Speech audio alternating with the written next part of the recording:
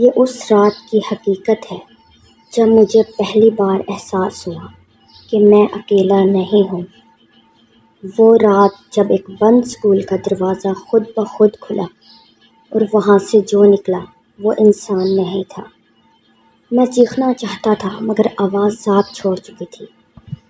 میرا جسم جیسے کسی اندیکھے بوجھ تلے دب چکا تھا اور پھر اس نے مجھے دیکھ لیا۔ کہتے ہیں اگر وہ ایک بار کسی کو دیکھ لے تو وہ اسے کبھی نہیں چھوڑتی، اور آج میں تمہیں وہی کہانی سنانے جا رہا ہوں جس نے میری زندگی کو ہمیشہ کے لیے بدل دیا۔ یہ ایک ایسی کہانی ہے کہ آج بھی جب میں اسے یاد کرتا ہوں تو خوف سے کانپ اٹھتا ہوں۔ یہ کوئی عام کہانی نہیں ہے۔ میرا نام عمران ہے۔ میں اکثر رات کے وقت کھانا کھانے کے بعد یوں ہی سیر کے لیے گھر سے باہر نکل جاتا تھا۔ اس دن بھی میں معمول کے مطابق واک کر رہا تھا۔ ہمارے گھر سے کچھ فاصلے پر ایک پرانا اسکول ہے جو کافی عرصے سے بند پڑا ہے۔ بچپن سے اس اسکول کے بارے میں عجیب و غریب قصے سنتے آئے تھے مگر میں ان باتوں پر یقین نہیں کرتا تھا۔ اس رات میں چلتے چلتے جب اسکول کے قریب پہنچا تو اچانک میری طبیعت خراب ہونے لگی۔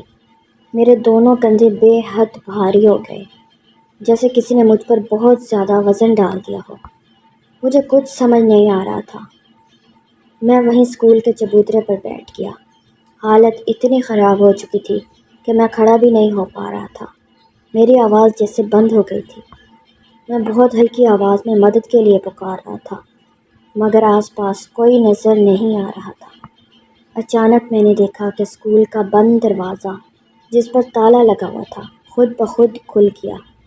تیز ہوا کے ایک جھونکے کے ساتھ وہاں سے ایک لمبی سی پراسرار عورت باہر نکلی جس کا قد عام انسانوں سے کہیں زیادہ تھا۔ اس نے دلہن جیسا لباس پہنا ہوا تھا۔ میں درد سے چبوترے پر لیٹ چکا تھا۔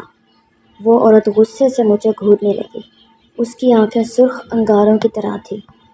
پھر اس نے ایک زوردار چیخ ماری اور اس چیخ کے ساتھ ہی میں بے ہوش ہو گیا۔ جب مجھے ہوش آیا تو میں اپنے گھر میں تھا۔ محلے کے کچھ لوگ مجھے اسکول کے باہر سے بے ہوشی کی حالت میں گھر لے آئے تھے۔ ان میں ایک نیک دل انکل بھی تھے۔ انہوں نے میرے سر پر ہاتھ رکھا ہوا تھا اور کچھ پڑھ رہے تھے۔ تقریباً 10 منٹ بعد انہوں نے میرے سر سے ہاتھ ہٹایا، مجھ پر دم کیا اور کہا تم آج بچ گئے ہو۔ اس اسکول کے اثرات تم پر حاوی ہو گئے تھے۔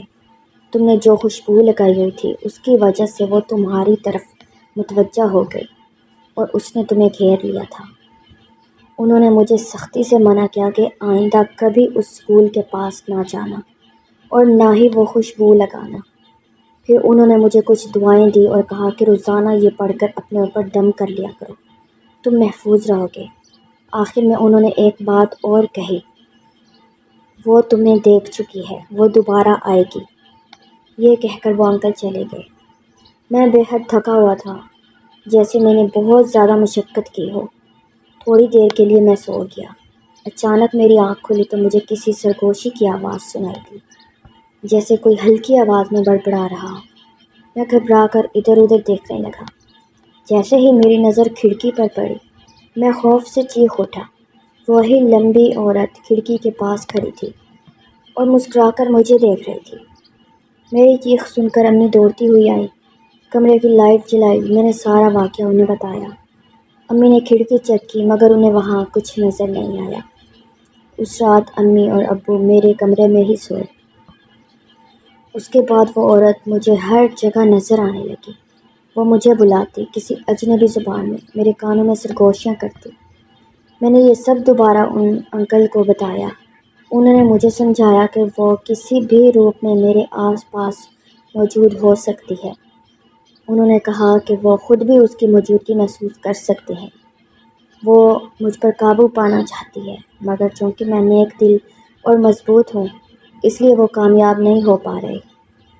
انہوں نے مجھے مزید احتیاطی تدابیر اور دعائیں بتائیں۔ میں تقریباً 3 ماہ تک ان پر عمل کرتا رہا۔ اس دوران وہ مجھے کبھی کبھار نظر آتی رہی۔ پھر ایک رات وہ دوبارہ میری کھڑکی پر آئی۔ اس بار میں نہیں ڈرا۔ میں نے وہ دعا زور زور سے پڑھنی شروع کر دی جو انکل نے سکھائی تھی۔ میری آواز اس عورت کے کانوں تک پہنچی تو اس نے ایک خوفناک چیخ ماری اور پھر اچانک غائب ہو گئی۔ اس کے بعد وہ عورت مجھے کبھی نظر نہیں آئی۔ میں نے انکل کو سارا واقعہ بتایا۔ انہوں نے دوبارہ میرے سر پر ہاتھ رکھا، کچھ محسوس کیا اور کہا، اب اس نے تمہارا پیچھا چھوڑ دیا ہے، اب گھبرانے کی کوئی ضرورت نہیں۔ یوں میری جان اس مخلوق سے چھوٹ گئی۔ آج اس واقعے کو 5 سال گزر چکے ہیں اور میں اب ایک پرسکون اور خوشگوار زندگی گزار رہا ہوں۔ اگر سٹوری اچھی لگے تو لائک اور سبسکرائب کرنا مت بھولیں۔